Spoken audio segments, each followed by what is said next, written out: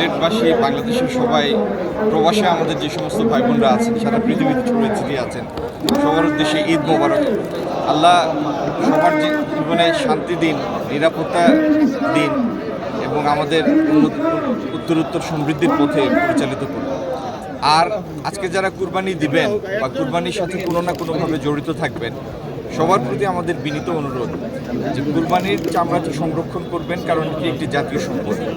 একটু আগে আপনারা ঈদগায় আমাদের যে সম্মানিত ইমাম সাহেব নামাজ পড়িয়েছেন, ওনার খুতবা শুনেছেন। কুরবানির পশু সব কিছুই আপনার আল্লাহর কাছে যাবে। তো কুরবানির পশুর চামড়া এটি সংরক্ষণ করা এবং এটি সদ্ব্যবহার করা, এটি আমাদের বরকতের একটি অন্যতম উপাদান। তো আল্লাহর এই বরকত থেকে, নিয়ামত থেকে আমরা যেন বঞ্চিত না হই, জাতীয় সম্পদটার জন্য সদ্ব্যবহার করি, এই জন্য সবার প্রতি আমার বিনীত অনুরোধ।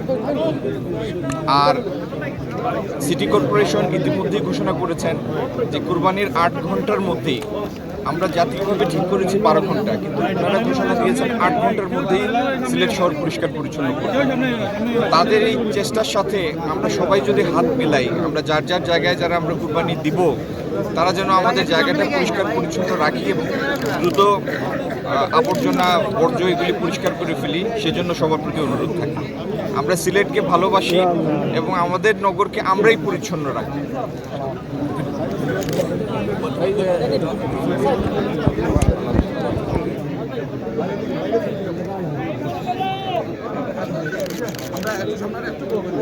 ভাই একটু একটু জায়গা দেন, সবাই একটু জায়গা দেন।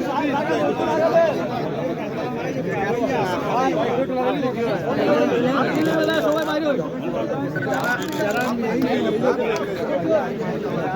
সবরে সুযোগ দেওয়া, সুযোগ দেওয়া।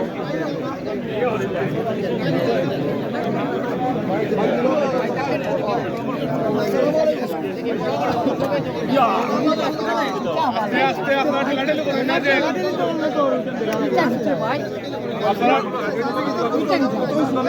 ঠেলাঠেলি করবেন, আল্লাহ কবু আসতে। মেহরবানি করে সমস্ত সরকার মাফ করিয়ে দেও।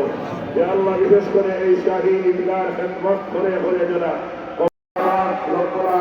নিহিত রেখেছেন এবং দক্ষিণ সহ সামনে অনেক জায়গায় সরকার জন্ম করেন, কাউকে আল্লাহ বড় করতে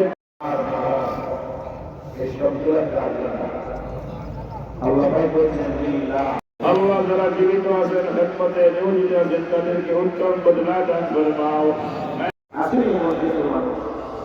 যাদের কোরবানি দেওয়ার সামর্থ্য আছে কিন্তু সে কোরবানি করে না, নবীজি বলেন এই ব্যক্তি যেন আমাদের ঈদগার ময়দানে না আসে।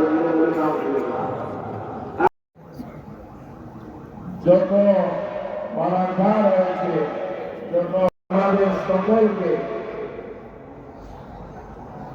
এই কোরবানির দিনের আমাদের সকলকে এই কোরবানির দিনের আল্লাহ যারা জীবিত আছেন, খেদমতে নিয়োজিত আছেন, তাদেরকে উত্তম বদলা দান ফরমাও। ইজ্জত আব্দুল হেফাজত ফরমাও। ইয়া আল্লাহ মেহরবানি করে আমাদের দোয়া কি